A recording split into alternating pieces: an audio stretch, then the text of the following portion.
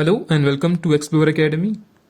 Last lecture में हमने जो बात की थी टीचिंग्स ऑफ महात्मा गांधी के बारे में, उसी लेक्चर को हम इस सीरीज में कंटिन्यू करेंगे। थोड़ा सा लेट हो गए हैं, उसके लिए माफ़ी चाहते हैं क्योंकि इतना वक्त नहीं मिल पाता है।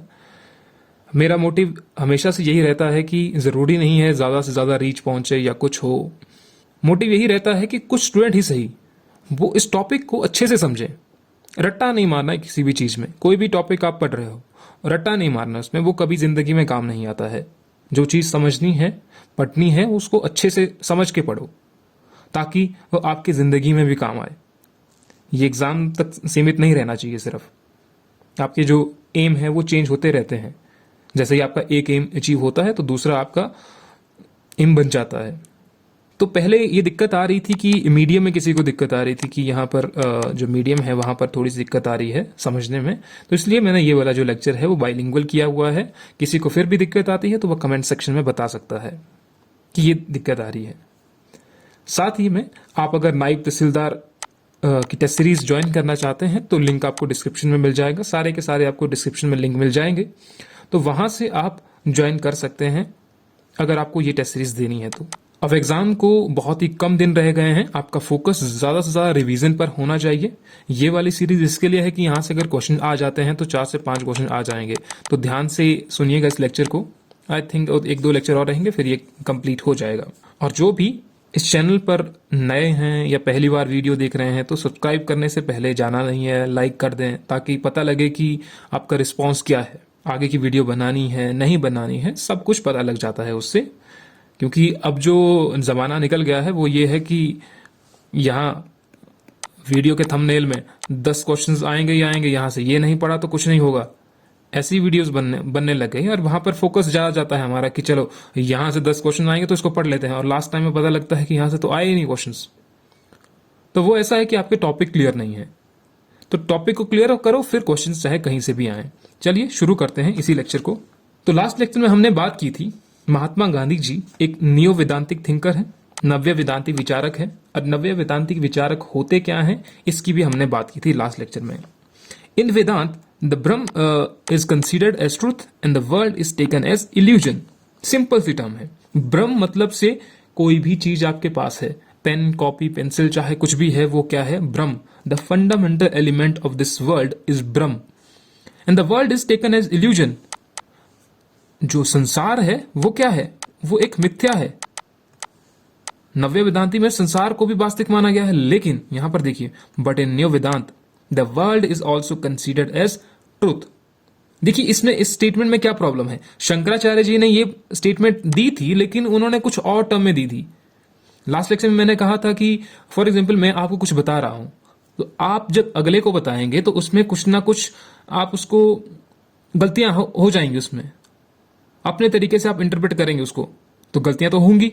वो किसी और को बताएगा, फिर कुछ गलतियां हो जाएंगी। वैसे ही शंकराचार्य जी ने जो ये कहा था कि Brahm is considered as truth and the world is taken as illusion, तो उन्होंने ये ज्ञान प्राप्ति के बाद कही थी चीज। लेकिन बाकी के जो लोग उनके फॉलोवर हुए, उनके स्टूडेंट्स हुए, उन्होंने इस टर्म को एज इट इज ले लिया। ज्ञान प्राप्ति नहीं हुई, ये कोई चिंता नहीं। उन्होंने कहा कि ये जो वर्ल्ड है इल्यूजन है, तो यहां की जो प्रॉब्लम है वो भी तो मिथ्या है, उनका सोल्यूशन नहीं होना चाहिए फिर। और इससे क्या हो गया कि संसार में प्रॉब्लम्स जो थी वो बहुत ज्यादा हो गई। उनको चिंता ही नहीं है क्योंकि उन्होंने कह दिया कि संसार की जो प्रॉब्लम है मिथ्या है, इनका सोल्यूशन जरूरी नहीं है। लेकिन ये नव्य वेदांती जो विचारक हुए, उन्होंने कहा कि world is also considered as real.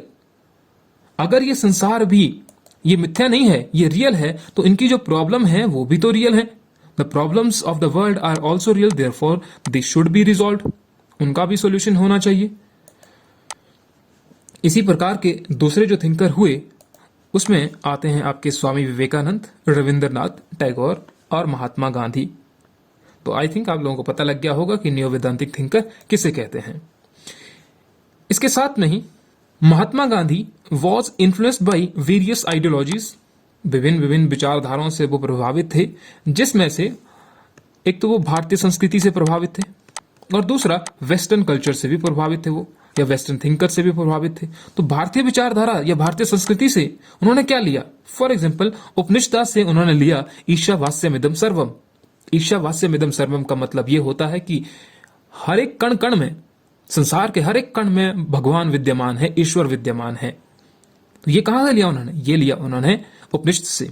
Second, teaching of swadharma is taken from Bhagavad Gita. Same as it is line आ जाएगी कि स्वधर्म की जो प्रेरणा है महात्मा गांधी जी ने कहां से ली, ये टर्म आपको एज इट इज आ जाएगी एग्जाम में, प्रीलिम में।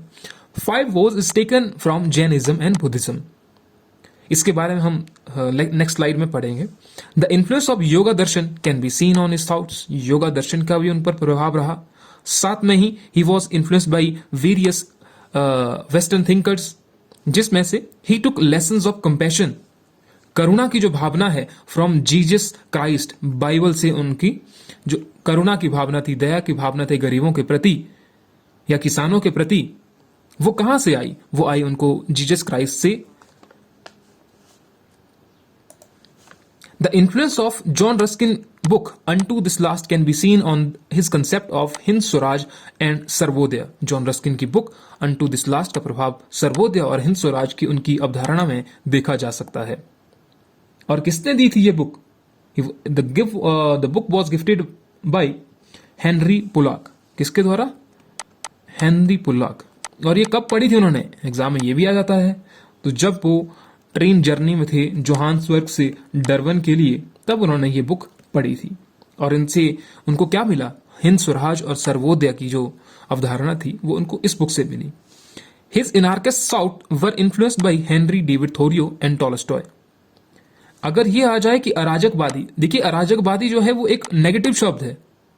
कह रहे ऐसे अराजकवादी हैं वो, तो इसका मतलब वो सरकार की नहीं मानते हैं, हिंसा पर जोर देते हैं, नहीं। इसका मतलब कुछ और है। वो हम आगे के लेक्चर में पढ़ेंगे जहां पर ये टर्म आपको क्लियर हो जाएगी। नेक्स्ट 5 वोस, इनके बारे में ही हमने पढ़ना है। पंच महाव्रत, truth, non violence, non stealing, non possession and brahmacharya. सत्य, अहिंसा, अस्तेय, अपरिग्रह और ब्रह्मचर्य। देखिए इनका जो मीनिंग है, सिंपल मीनिंग अगर देखें तो इनका और निकलता है, लेकिन महात्मा गांधी जी ने इनका जो मीनिंग था वो बहुत ही चेंज कर दिया। और ये बहुत इंपॉर्टेंट है मेंस पॉइंट ऑफ व्यू से, प्रीलिम पॉइंट ऑफ व्यू से। यहां पर एक एक क्वेश्चन आ जाता है कि नॉन वायलेंस जो महात्मा गांधी के अकॉर्डिंग थे वो क्या था, उसका मीनिंग क्या था, सत्य का मीनिंग क्या है, नॉन स्टीलिंग का मतलब क्या है महात्मा गांधी के अकॉर्डिंग। तो उसी पर हम चर्चा करेंगे। शुरुआत करते हैं। सबसे पहले हम पढ़ेंगे सत्य के बारे में।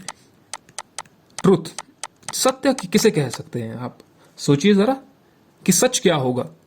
सत्य वो है जो आपने जैसा सुना वैसा ही बता दिया, उसे कहते हैं सत्य।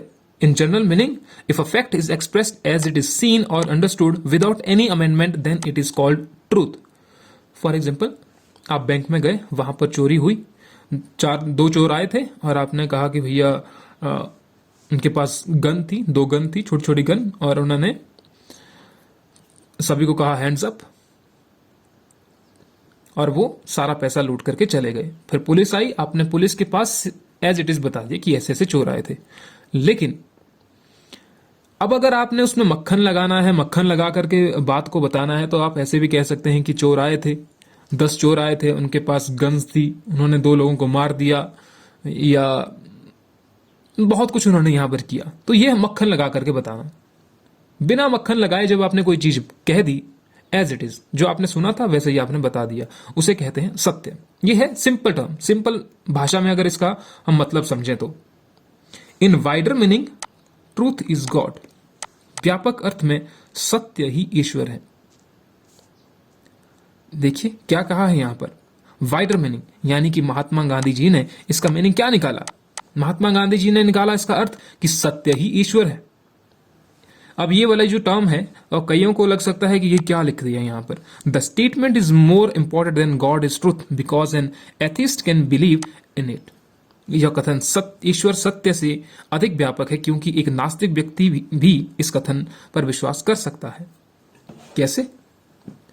अगर आप किसी व्यक्ति को कहो कि ईश्वर ही सत्य है, आप उस व्यक्ति से बात करो जो भगवान को नहीं मानता है और उसे कहो कि ईश्वर ही सत्य है, तो वो बोलेगा ऐसा तो हो ही नहीं सकता है, ईश्वर सत्य है, मैं नहीं मानता, क्योंकि वो भगवान पर विश्वास नहीं रखता है। जब वो भगवान पर विश्वास नहीं रखता है तो वो क्या मानेगा आपकी, अगर ये आपने कह दिया उसको कि ईश्वर ही सत्य है, तो वो कहेगा नहीं, ईश्वर सत्य नहीं है। लेकिन अगर आप कहो सत्य ही ईश्वर है, तो जो भगवान को नहीं भी मानता है, एथिस्ट है, तो वो भी सोचेगा चलो ठीक है, मान लेते हैं कि सत्य ही ईश्वर है, इसको मानने में मुझे कोई दिक्कत नहीं है, क्योंकि सत्य ही ईश्वर है। वो ये नहीं कह रहा कि ईश्वर ही सत्य है। अगर ईश्वर ही सत्य है तो इसका मतलब पहले उसको भगवत गीता, पुराण, वेद ये पढ़ने पड़ेंगे, फिर वो कंक्लूजन निकालेगा। जब उसको ज्ञान की प्राप्ति होगी तब कहेगा कि हां, ईश्वर ही सत्य है, इसके अलावा कुछ भी सत्य नहीं है। लेकिन अगर आप किसी अथिस्ट व्यक्ति से ये कह दो कि चलो सत्य ही ईश्वर है, अगर आप सच बोलते हो तो आप ईश्वर में विश्वास रखते हो, तो ये एक सिंपल टर्म है। इसमें कोई ऐसा नहीं है कि आपको वेदों का ज्ञान चाहिए, कुछ चाहिए। तो ये महात्मा गांधी जी ने इस सिंपल टर्म को कहा कि सत्य ही ईश्वर है।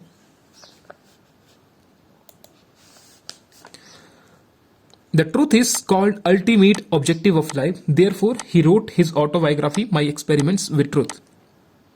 तो यह अंतिम उद्देश्य जो होना चाहिए जीवन का, वो क्या होना चाहिए? वो सत्य होना चाहिए। और यहीं पर इसको रिलेट कीजिए, उन्होंने लिखा my experiment with truth.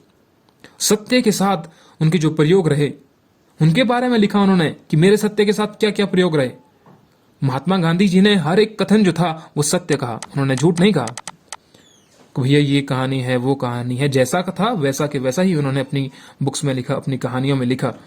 The truth is called ultimate objective of life, therefore he wrote his autobiography my experiment with truth. A person should take care of the following things while obeying the path of truth. अब उन्होंने ये भी कहा कि सत्य ही ईश्वर है, लेकिन जब आप इस सत्य के रास्ते पर चल रहे हैं, सत्य की प्राप्ति के लिए व्यक्ति को फिर निम्नलिखित बातों का भी ध्यान रखना चाहिए। ऐसा नहीं है कि आपने सच बोल दिया और कहानी खत्म हो गई। ये रास्ता लंबा है, छोटा नहीं है, इसमें बहुत सी अड़चने भी आएंगी। तो क्या क्या होगा वो? One should avoid unnecessary expressions. व्यक्ति को अनावश्यक अभिव्यक्तियों से बचना चाहिए। फॉर एग्जाम्पल, कई लोग होते हैं कि दिन दिन भर गप्पे मार रहे हैं बिना मतलब की, फिर शाम को देखते हैं कि उसका कंक्लूजन कुछ नहीं निकला, बस वो गप्पे गप्पे ही थी। कोई लाइब्रेरी भी जा रहा है तो वो लाइब्रेरी के बाहर बैठ रहे हैं, गप्पे मार रहे अपने मस्त जिंदगी में, और फिर कह रहे हैं कि हमारा एग्जाम नहीं हो रहा है। तो ऐसे एग्जाम नहीं होता है।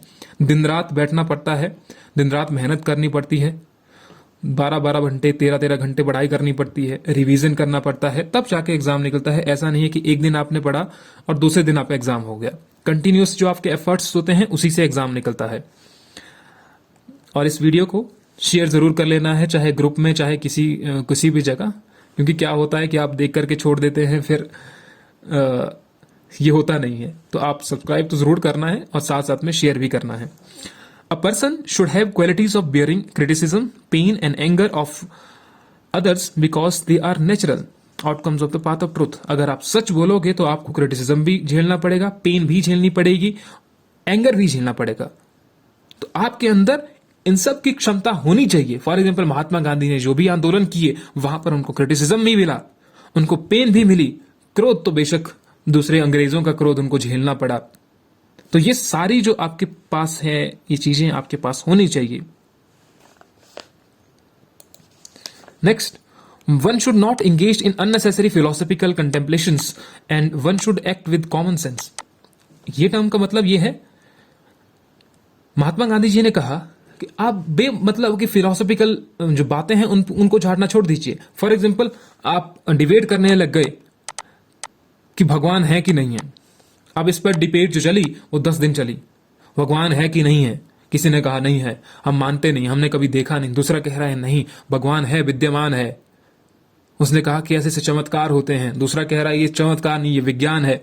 तो ये जो है, ये फिलोसॉफिकल जो बातें हैं अननेसेसरी, इनका कंक्लूजन कुछ नहीं निकलने वाला है। तो इन अननेसेसरी बातों से आपको बचना चाहिए। ये ऐसी उलझनें हैं जो आपके जीवन को और उलझा देंगी। तो ऐसी बातों पर चर्चा करना फालतू चीज है। One should adopt the path of satyagraha. व्यक्ति को सत्याग्रह का मार्ग अपनाना चाहिए। सत्याग्रह, सत्याग्रह क्या हुआ? सत्य प्लस आग्रह। तो सत्य की प्राप्ति के लिए जो जो चीजें की जाती हैं उसे कहते हैं सत्याग्रह। सत्य की प्राप्ति के लिए इसके बारे में हम पूरा पढ़ेंगे कि सत्याग्रह का मतलब आखिरकार क्या होता है। अभी तक यहां से आपको मेंस में यह भी क्वेश्चन आ सकता है, अगर आप सत्य के रास्ते पर चल रहे हैं अकॉर्डिंग टू महात्मा गांधी, तो आपको क्या क्या चीजें ध्यान में रखनी चाहिए। तो ये 4 जो चीजें हैं वो आपको अपने ध्यान में रखनी चाहिए जब आप सत्य के रास्ते पर चल रहे हैं। तो नेक्स्ट टर्म इज सत्याग्रह, जो अभी यहां पर आई। सत्याग्रह का मतलब क्या होता है? It is made of 2 words, सत्य प्लस आग्रह, या 2 शब्दों से मिलकर बना है। वो क्या है? सत्य और आग्रह। The efforts made to achieve truth is called Satyagraha. Simple term में अगर आपको मेंस में भी आ जाता है तो ये टर्म आपने सिंपली लिख देनी है, the efforts made to achieve truth is called satyagraha. सत्य की प्राप्ति के लिए किए गए प्रयासों को सत्याग्रह कहा जाता है। अब ये कहां पर किए? अब देखिए ना, ट्रूथ को अचीव करने के लिए, तो in freedom struggle it was used as means under it person bear pain and tries to change heart of others side. स्वतंत्रता आंदोलन में इसका उपयोग एक साधन के रूप में किया गया जिसके तहत व्यक्ति कष्ट सहन करता है और दूसरे पक्ष के हृदय परिवर्तन की कोशिश करता है। महात्मा गांधी जी ने जितने आंदोलन किए, स्टार्टिंग के जितने आंदोलन किए, वहां पर उन्होंने कोशिश की कि वो अंग्रेजों के हृदय परिवर्तन करने में सफल रहे। जैसे कि महात्मा गांधी जी ने कहा, इनको मारना है तो मारो, लाठीचार्ज करना है करो, आप अपनी तरफ से इसका रिस्पॉन्स मत दो। अगर वो लाठीचार्ज दे रहा है तो आप उसको फूल दो। आप कहो कि भगवान इसको सद्बुद्धि दे, तो उसको भी शर्म आ जाएगी एक टाइम के बाद कि अरे मैं इसको मार रहा हूं और ये मुझे कुछ रिस्पॉन्स नहीं दे, ये कह रहा है कि सद्बुद्धि दे दो। तो वो हृदय परिवर्तन की बात भी कहते हैं। और ये जो मीन्स की बात की गई है यहां पर, मीन्स एंड एंड, यह भी थ्योरी आती है महात्मा गांधी के बारे में, इसको भी हम विस्तार में पढ़ेंगे। मीन्स एंड एंड, तो ये मीन्स है, यानी कि एक उनका साधन है। ये सत्य जो है वो क्या है? वो एक साधन है उनके गोल को अचीव करने के लिए। और ये गोल क्या है? ये एंड है। आजादी जो है वो क्या है? वो एंड है। और इस आजादी को प्राप्त करने के लिए जो साधन है वो क्या है? वो सत्य है। इस टर्म को हो सकता है जब नेक्स्ट में हम पढ़ें तो इसको डिटेल में पढ़ें। तो ये था यहां तक सत्याग्रह तक। इसके बाद वाला जो लेक्चर है वो हम कंटिन्यू करेंगे, जहां से आपके जो नेक्स्ट 5 वोज हैं उसको हम कंटिन्यू करेंगे। अस्तेय, अपारिग्रह, वहां से जाकर के हम नेक्स्ट लेक्चर में इसको कंटिन्यू करेंगे। कोशिश करेंगे जल्दी से जल्दी आपसे मिलने की। तब तक आप ये वाला लेक्चर पढ़िए, अपने रिवीजन पर ध्यान दीजिए। किसी प्रकार की आपको दिक्कत आती है, जो भी वीडियोस देख रहे हैं, चाहे वो क्लास के हैं चाहे वो अदर स्टूडेंट्स हैं, कहीं पर भी दिक्कत आती है आप बता सकते हैं। डिस्क्रिप्शन में आपको सारी की सारी चीजें मिल जाएंगी, वहां से आप बता सकते हैं। और ये पीडीएफ जो है आपको टेलीग्राम में मिल जाएगी इसकी पीडीएफ, तो वो आप डिस्क्रिप्शन में जाकर के ज्वाइन कर सकते हैं। मिलते हैं आपसे नेक्स्ट लेक्चर में, तब तक के लिए अपना ध्यान रखें। Thank you.